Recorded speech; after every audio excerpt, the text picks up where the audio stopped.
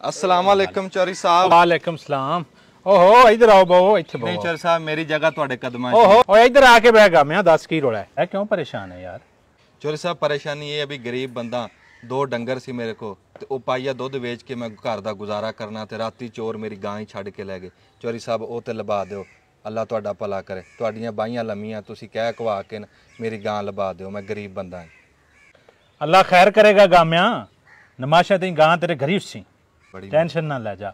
चौर साहब मेहरबानी तुहाडी अल्लाह तुहाडी खैर करे जी। ओ गाम्या किथे हैं डेरे आ यार जोदे जल्दी आ जल्दी। जी चौर साहब। तेनू मुबारक होवे तेरी गां लभ गई जा खोल ले।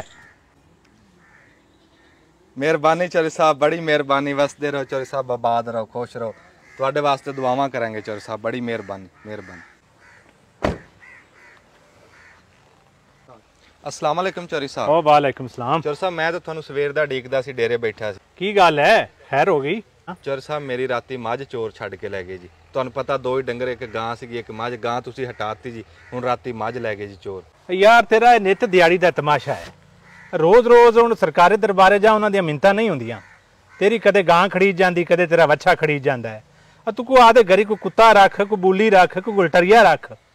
चौर साहब अस तां गरीब बंदे हैं माड़े बंदे हैं साडे तां सब कुछ तुसी हैं जी। साडे तां गुलटरिया भी तुसी साडे बोली भी तुसी।